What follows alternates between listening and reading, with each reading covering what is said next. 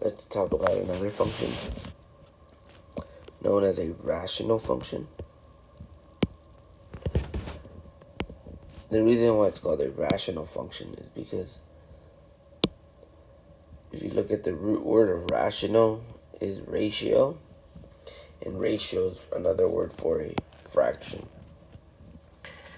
And if you look at this function, it's just a polynomial over a polynomial. And I have the two leading terms highlighted because it's going to be very useful when it comes to graphing it. And then something I want to note when it comes to fractions, we have to recall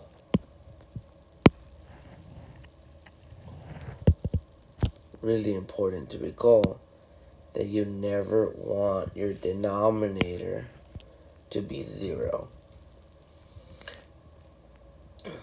And what else makes it a rational function? It's because technically x over 2 is a fraction, but because the variable is in the numerator, this would still be considered a linear function.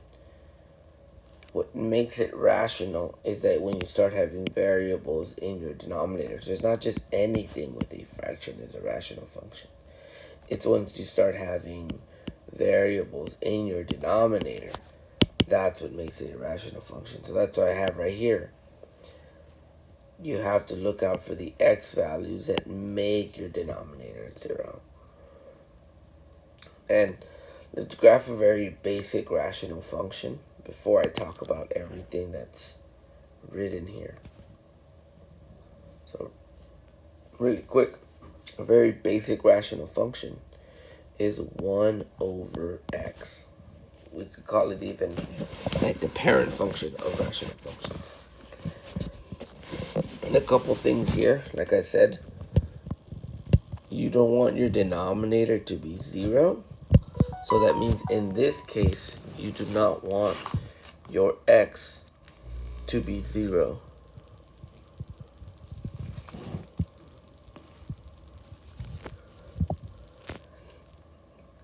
And something to remember, when x was equal to a constant, that made a vertical line, which is going to be important when it comes to graphing this function, because that means we're going to have a vertical line at 0, which would be right here, essentially on the y-axis, and we'll talk about that, because that line is going to be known as an asymptote.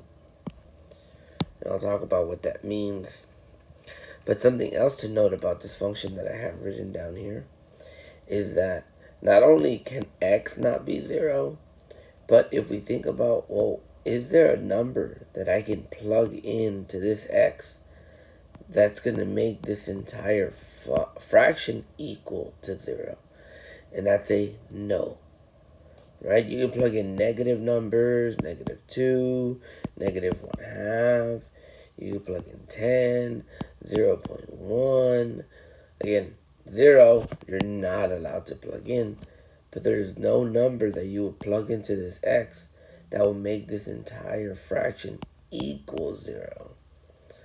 So in other words, we're saying r of x, our function, which is our y value, is also not going to be able to equal 0. But you have to understand it's happening for a different reason than the denominator. I can plug 0 into the denominator. You're just not allowed. When you divide by 0, it makes it undefined. Whereas y not equaling 0, it's not because it's undefined. It's because the value of x does not exist that will make this fraction 0, versus I can make the denominator 0. It does exist. It's 0. But it makes this function undefined. So the reason why I'm saying x is not equal to 0 versus y is not equal to 0, two completely different reasons. It's because in this situation, this idea of your function being equal to 0 is just not possible. For x not being equal to 0, it makes it undefined. So hopefully I made it clear there's two completely different ideas here. And if you remember from linear functions or linear equations, when y was equal to a constant and made a horizontal line, that means it's going to be right on, and it's y equals 0. So that means it's a horizontal line right at the x-axis. And again, that's going to make another asymptote. What is an asymptote? They are lines you do not cross, or in other words, intersect. And more elegantly, there are lines that you approach infinitely. In other words, that means you can get closer and closer, but never touch them, right? And we'll see what that looks like. Because remember, you can always use a table to graph any of these functions. If you're not understanding like what it's gonna look like, well, just start picking numbers, right? And usually some of the first numbers we pick are maybe 1, 2, and 3. Right? It's usually our go-to numbers, which if I do 1 divided by 1, that's just 1. 1 divided by 2 is 1/2. 1 divided by 3 is 1/3. Which if I plot these, if you look, I'm going to zoom in a little more. 1, 1 is right here. And then 2.5, 2, and then y1/2 is here. And then 3, and then the third is about here. And if you were to keep going, right, because maybe some of the numbers you'll pick is 4, and then 5 maybe. And then that would give you, if I zoom in, plugging in 4 will give you 1/4, which is here. Then plugging in 5 will give you 1/5, which is really, so you can see how we're getting closer and closer to this line. But remember, we're never going to be able to plug in 0, so we're never going to be exactly on that horizontal line. It's just going to get closer and closer and closer and closer. But we're never going to actually intersect. And similarly, right, because maybe we'll start picking -1. Oh, sorry. If we plug in 4, that's going to be 1/4, then 1/5. And then if you keep going, 1/6, 1/7, 1/8, and you're like, well, what about negatives? Well, 1 divided by -1 is -1. And that's going to be this point here. And if I do the same thing, -2, -3, that's going to be -1/2, -1/3. Once again, at -1/2, we'll have a point here. And then 1/3, we'll have a point here. And same thing will happen at 4. And then 5, we just get closer and closer to the x-axis. But if you notice, we've seen us get really close to this horizontal asymptote. What's happening around this vertical asymptote? Well, we will only know if we plug in numbers that are between 0 and 1. So let's try, what would 1/2 look like? Now if you remember, that's going to be 1 divided by 1/2. So we're dividing by a fraction, which I hope you remember. When you divide by a fraction, you have to multiply by the reciprocal, which would be 2/1, which would give us 2. So at 1/2, which would be right here, this is 1/2, our point is at 2. If I plug in 1/3, same thing's going to happen. Imagine if I have 1/3 here, I'm going to multiply by 3/1, which is going to give us 3. So 1/3 is about here, and that's going to only get there. And if I plug in 1/4, that's going to give me 4. and a quarter is about here. And if you notice, once again, we're just getting closer and closer to this x-axis. But again, these values are going to get larger and larger, but they'll never be able to equal 0 because no number exists that makes this 0.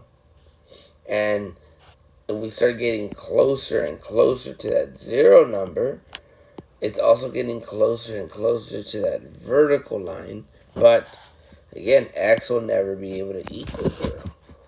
So our graph looks something like this. It's just something that keeps getting closer and closer. This isn't the best, but hopefully it makes sense. And similar thing will happen if we choose, for example, negative 1/2.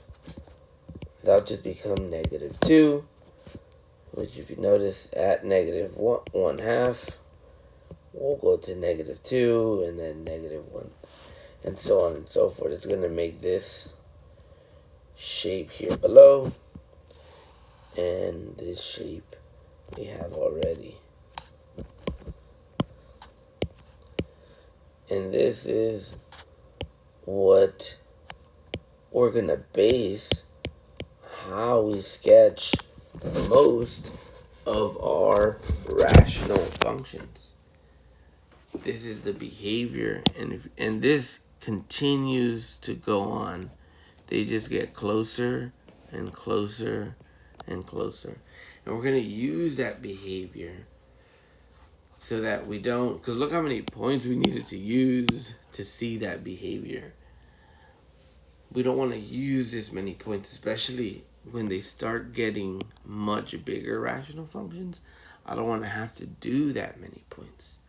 So here's some step-by-steps on how to kind of do a quick sketch. Again, we're not doing a very detailed graph like this last one. We're just doing a quick sketch of these rational functions. So your first steps, if you notice, the first things I talked about was that horizontal and vertical asymptote.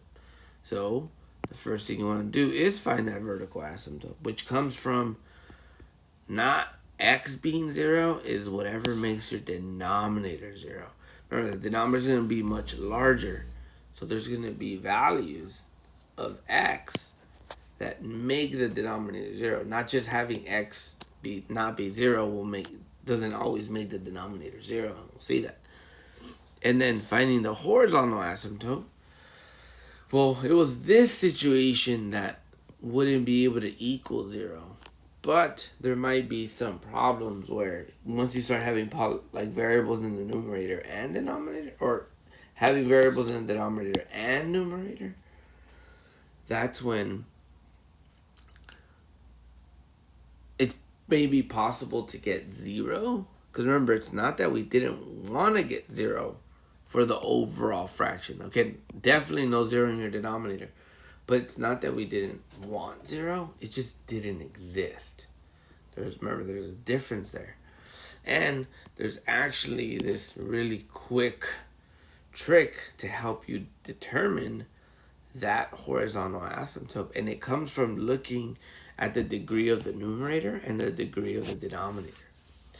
If the degree of the numerator is smaller than the degree of the denominator, we're going to have this situation where your horizontal asymptote is similar to this situation here, where it's going to be at y equals 0, is your horizontal asymptote. But again, that means that your overall function will not be able to equal 0. And if you notice, when you start talking about the degree of a constant, there's no variable here. So look at the powers. Remember, they're in descending order. By the time you get to the constant, the power there is technically like saying x to the 0 power. Because this would be all the way down, and it'll be like 2, 1, and then a 0. Versus this denominator has 1. So it's like saying the degree of the numerator is 0. and the degree of the denominator is 1, which that 0 is smaller than 1. So that's why we had r, and that's for any degree of the numerator being smaller than the denominator. Now, if the degrees were equal to each other, and then there's a quick little trick to find that horizontal asymptote, and that's just taking the leading coefficient of the numerator, the leading coefficient of the denominator, and dividing them, which they kind of are dividing already. So you just continue that, and whatever that fraction gives you, that's going to be your horizontal asymptote. Now, when the degree of the numerator is bigger than the denominator, there is no horizontal asymptote. You tend to get this known as a slant asymptote. We're not going to get to it. Or some people call it an oblique asymptote. And once you have those, you know that your graph is just going to want to get close to those asymptotes. But sometimes I need to know what if I had a point in like this quadrant or a point in this quadrant. That's where we're going to resort to using test points. Because once I know where I have a particular ordered pair, I know that I want to get closer to the asymptotes. That's why we graphed it by hand first, point by point, to look at its behavior, to help us determine what these graphs are going to do. So let's look at this very first one. So looking here, and you don't always have to, or here, let's think about this. Let's try to find our vertical asymptote. Our vertical asymptote, which we can do intuitively because I don't want my denominator to equal 0. So what value of x is going to make this denominator 0? Which I can see really quick. That's going to be 4.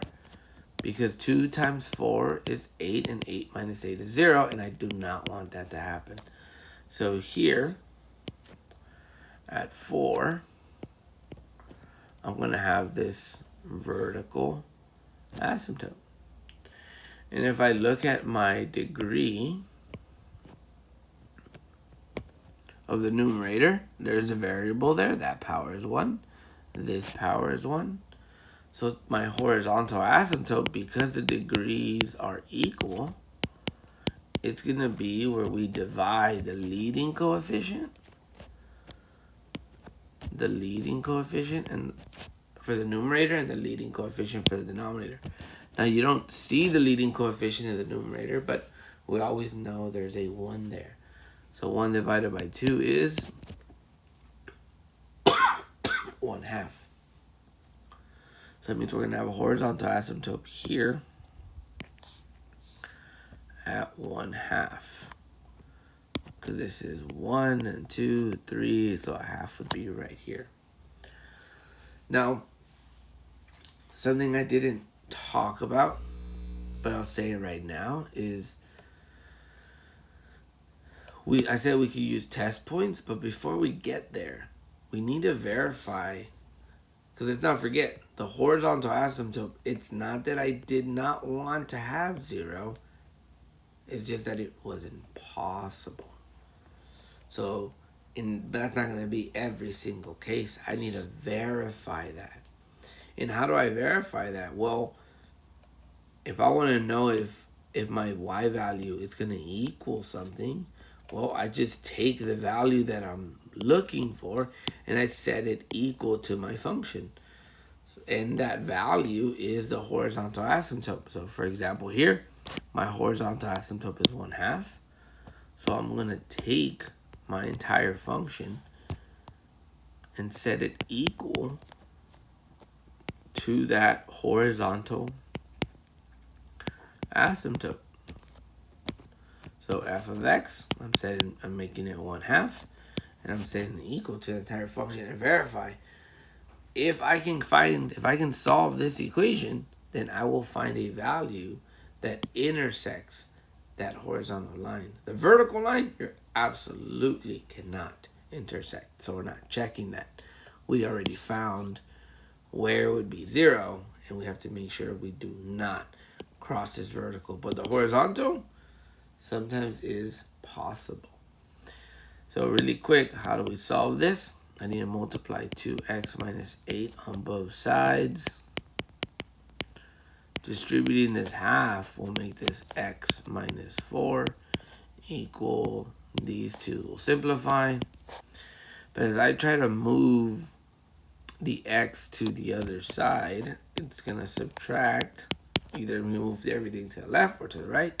Those x's are going to cancel, and I'm left with negative 4 is equal to 0, which is not possible. So in other words, we did not solve for x. We weren't able to find a value for x.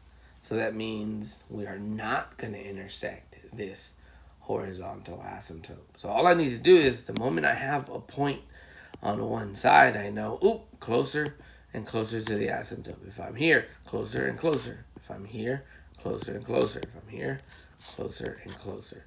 Because I understand the behavior, and all rational functions have this behavior. All I need to know is, it almost looks like you get trapped in one of these quadrants. I just need to know where does that happen. And I can do that by just taking any value to the left and right of this vertical asymptote. And I'm going to see, am I going to be above or below? Above or below? And then from there, I can make a quick, rough sketch of my graph. So really here on the side, I'm going to do some quick test points. And you can pick any number, but sometimes you might want to choose numbers that is going to make your life easier. Like for example, I see 0 here. I would choose 0 to evaluate into this function, because 2 times 0 is 0, minus 8 is negative 8, but then 0 in my numerator. Remember we said you cannot have 0 in your denominator, but you can have a 0 in your numerator, and that makes everything just become a 0. So I have a point right here at 0, 0, which starts making sense because the further I get away from that vertical asymptote, I'm getting closer and closer to that horizontal.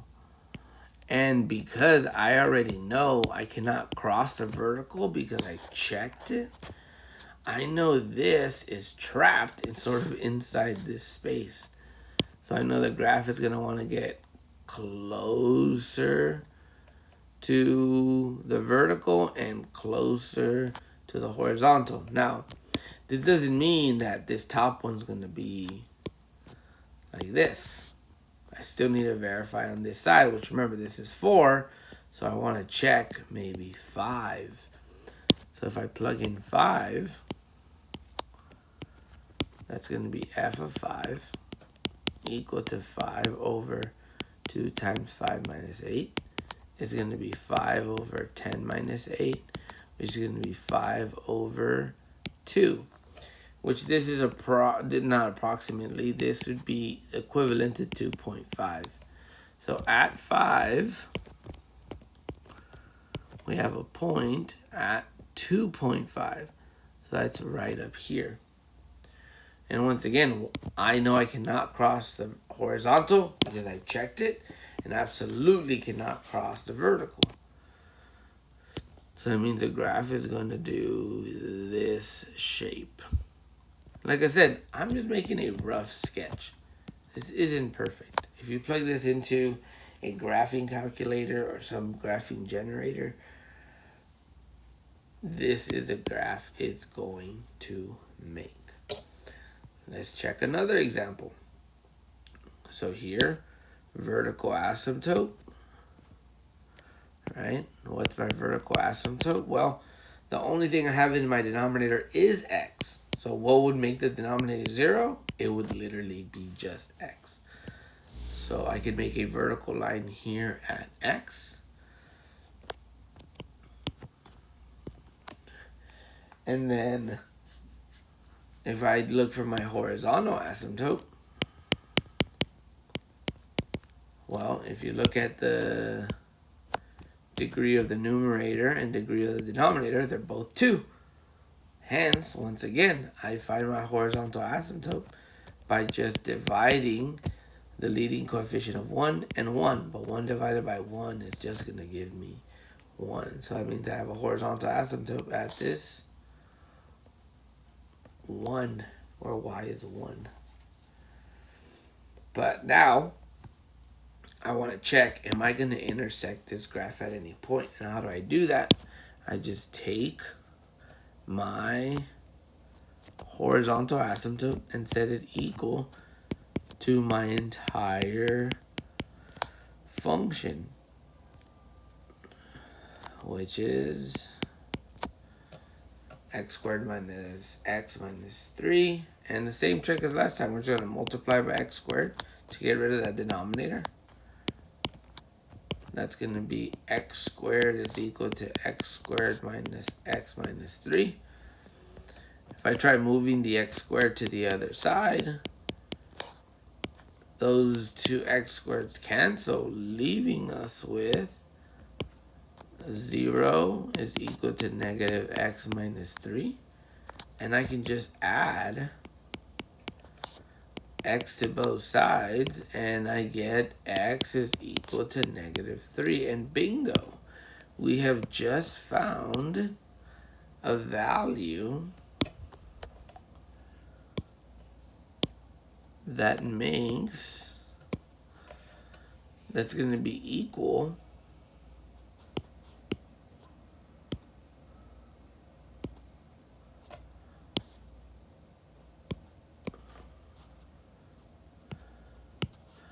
a value that's going to be equal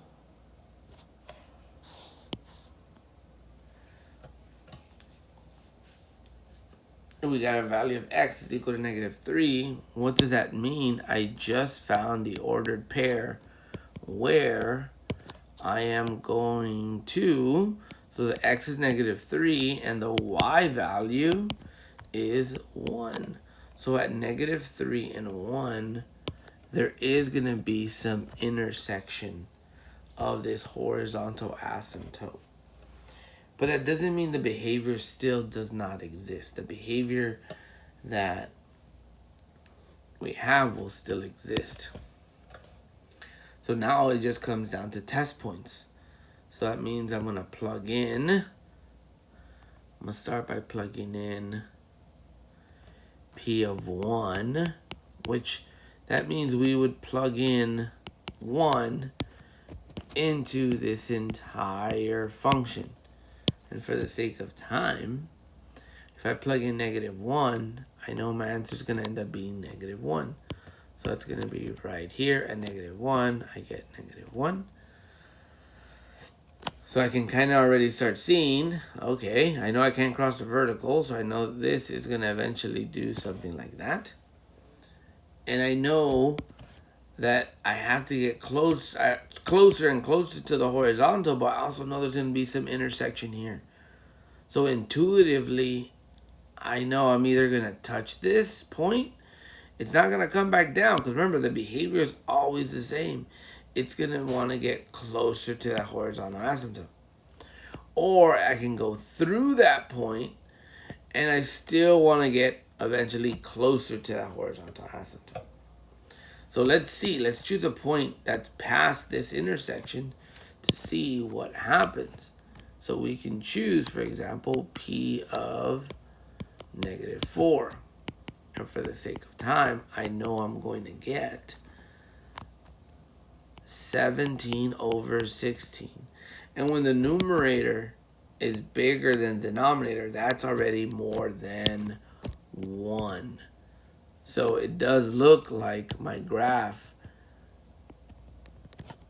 does, it has to intersect because we know it's an intersection point. But I know it has to go through.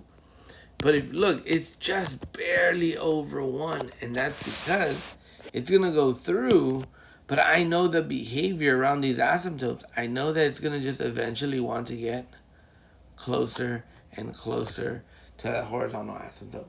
But now it will never intersect it again, because if it was going to intersect it anywhere else, I would have found it inside this work. Now on this right side, I know I have no intersection, so I just need to determine, is it going to be above or below that horizontal asymptote? So I can just check another point. Let's try P of, let's say 1. P of 1, and then we'll do that one really quick because it's 1 squared minus 1 minus 3 all over 1 squared. Well, that's going to, 1 squared is 1, minus 1 is 0, leaves it with negative 3, and 1 squared is 1. And negative 3 divided by 1 is just going to be negative 3. So I have a point at 1 and negative 3. And you can see it's just going to want to get closer to that horizontal asymptote.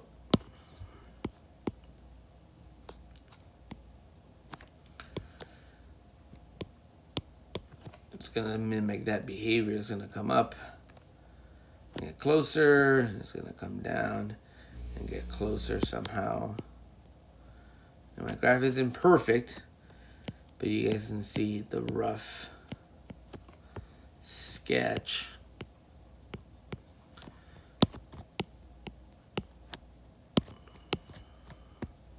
of this graph. I'm just going to extend this asymptote so we can see it a little better. As they just get closer and closer. At any point, you can always just stop the video and try the next examples. And if you notice, I already have the next example sort of set up. The last two, we found that vertical asymptote pretty intuitively, because all we did was just try to figure out when the denominator is 0. But this I can find really quick. Same thing with this one. But now we have an entire quadratic. But how do I determine when is this equal to 0? Well, we know how to solve something like this. We did it with polynomials. We can just use this x method, which would be just negative 6 up here, negative 5. What two numbers will multiply negative 6 but add up to negative 5? Would be negative 6 and 1. And I can just go directly into my factors, which would be x minus 6 using those numbers. X, since it's a positive 1, I'll use 1. And because the leading coefficient is 1, when I divide these two constants, remember, you'll take the leading coefficient and you divide these two constants, but 6 divided by 1, or negative 6 divided by 1 is still negative 6, and 1 divided by 1 is still 1. If this was another number that, let's say, did not divide 1, I just write it in front of that coefficient in this factor. But because we're done with our factoring here, I know this, once I said it, remember the zero factor property, when I said this equal to 0 and this one equal to 0, I'm going to eventually get two vertical asymptotes, meaning two values of x that make your denominator 0. And that's going to be at 6 and at negative 1. So that means I have this vertical asymptote here at negative 1. And then I have another asymptote at 6, which I kind of already have sketched out here with this blue line. So you see 1, 2, 3, 4, 5, 6. So that's at 6, and then this is negative 1.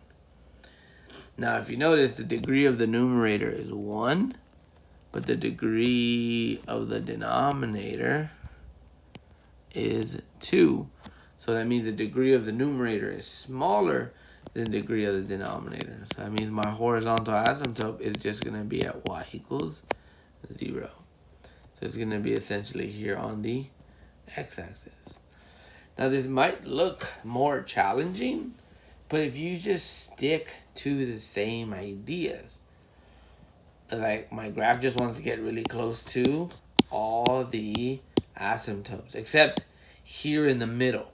Because if I were to get closer and closer and closer, it'll eventually look like I'm intersecting. So as you get closer here, you also have to remember what does it do around verticals, and it wants to get closer to the vertical, closer to the vertical, closer to the vertical, closer to the vertical. So as we do want to get closer to the horizontal, but that's on the far ends, not in this middle section, because the vertical line will supersede inside this middle section. But remember, we have to always double check, do we cross this horizontal asymptote? And how do we verify that?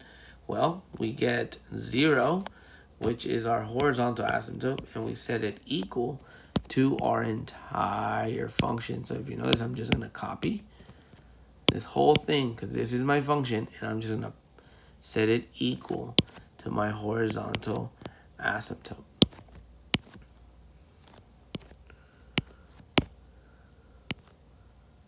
So it's going to be here. So I'm going to multiply to both sides. The x squared minus 5x minus 6.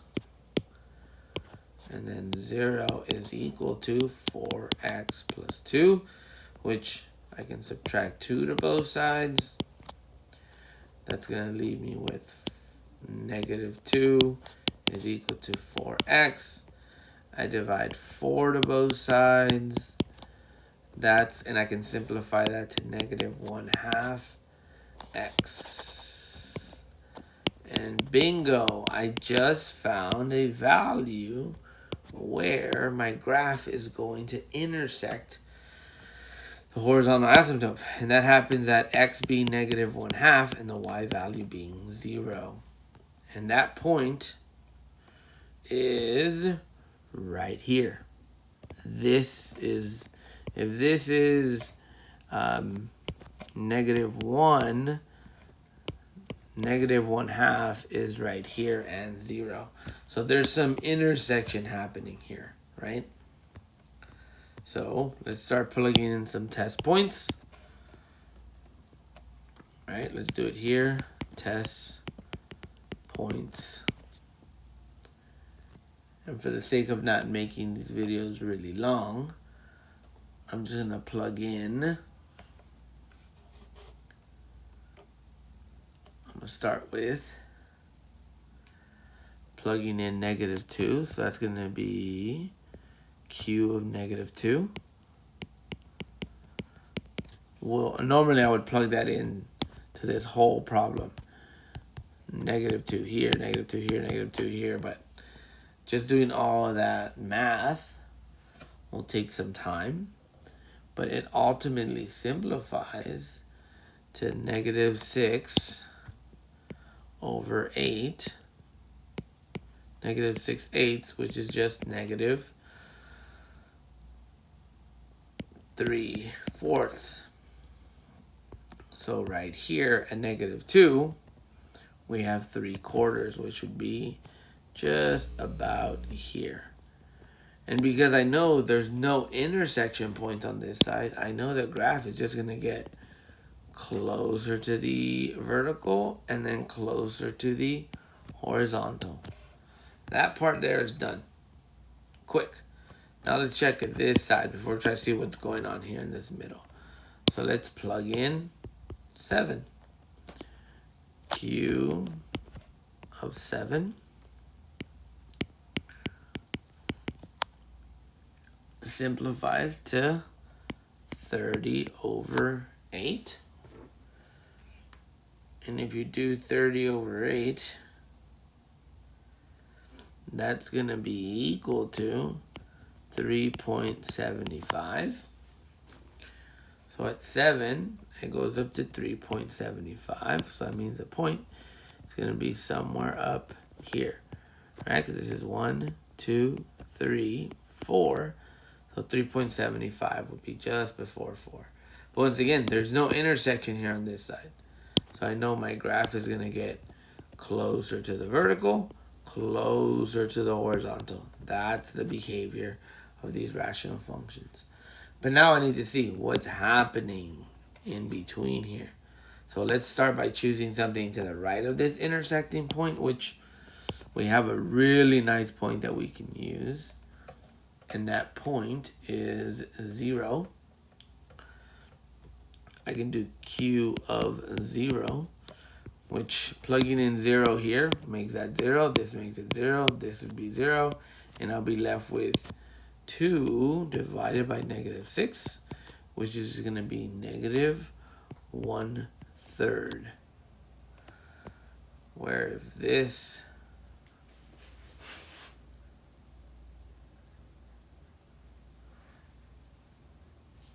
let me erase this.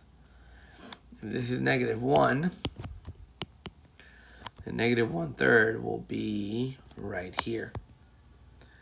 And I know I'm not going to get closer to the horizontal because it will look like I crossed the vertical. So I know this has to be doing coming over to this side somehow.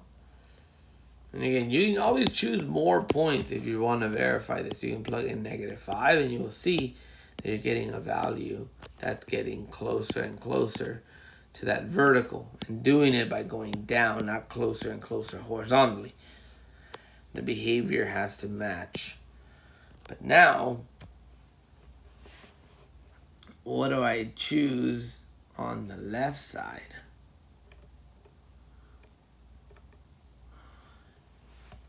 Now here, again, if this is 1/2, I'd have to pick, like for example, -3/4, which for the sake of time, if you do plug in a point here, it's actually going to give you something above.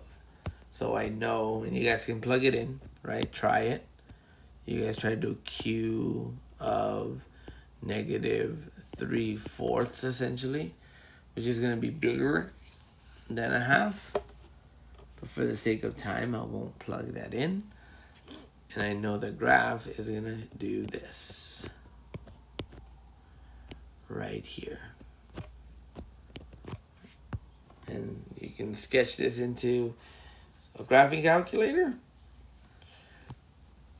And it gets there. Let's do another one. So same thing again.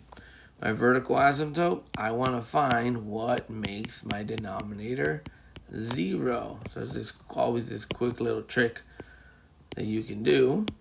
So -6 goes up here. +1 goes here. What two numbers multiply to -6? But add up to 1. It's going to be 3 and -2, which will factor into x plus 3, x minus 2. Remember, the leading coefficient is 1, so I divide this by 1, that by 1, which keeps them exactly the same. So I know this is going to end up giving me x equals -3, and this is going to be x equals 2. So I have a vertical asymptote at -3. I have a vertical asymptote at +2. And the degree, remember the constant, the degree of a constant is 0. So the degree of the numerator is 0, the degree of the denominator is 2. So I know my horizontal asymptote is at y equals 0. And there's my graph. Now, I need to verify, do I intersect this horizontal asymptote? And I do that by just taking my horizontal asymptote, which is 0, and setting it equal to my entire function. I'm just going to copy it to make it quick. Paste. Here's my entire function. Once again, I multiply by the denominator to simplify it. On the right-hand side, I multiply it on the left-hand side. But that's going to just give me 0 on the left-hand side. It's going to be 0 is equal to 8, and that's not true. So because we found no value of x, that means there's going to be no points of intersection. So that's good to know. So let's try P, or what is this, R of, let's start R of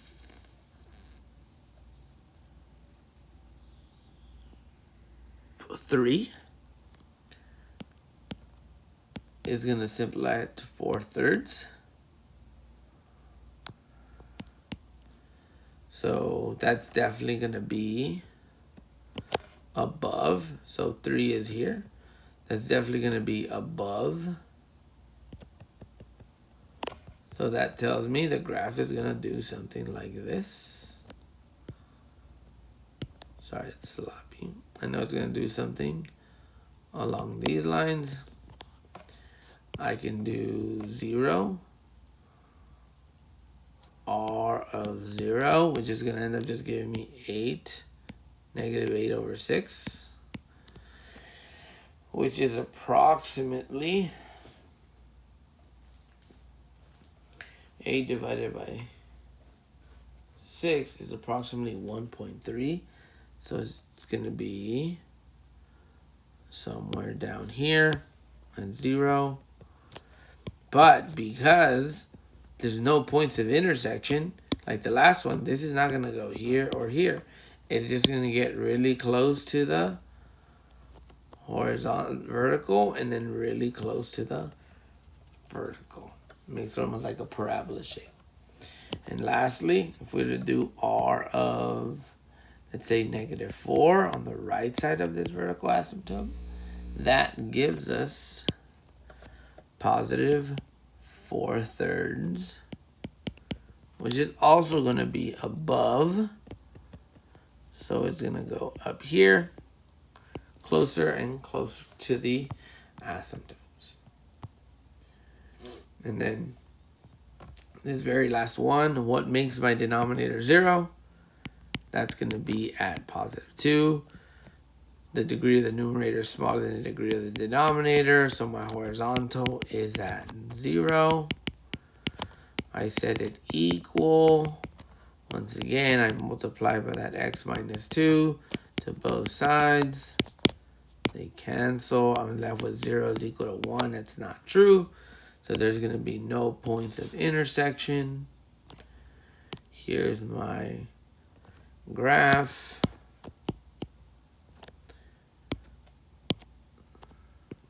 One, two, three, four. 1, 2, 3, 4. 1, 2, 3, 4. And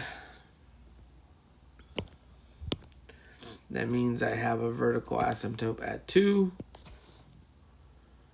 And then I have a horizontal asymptote at 0. If I choose, for example, a test point at 0 here, so g of 0, if I plug in 0 here, that's just going to give me 1/2. So that point's going to be above. So I know it's going to do this and this. And then if I pick something on the right, let's say g of 3, that's going to be 1/2 minus 3, which is just going to become negative 1. So that point's going to be down here at negative 1. The graph goes down and the graph goes horizontal. And again, I based everything off of this very first one. That's what was really important to understand that behavior. And then the rest is just find your horizontal, find your vertical, test points, check if you intersect the horizontal asymptote, and then just approach the lines. And take some intuition into account as well. So, I hope this made sense.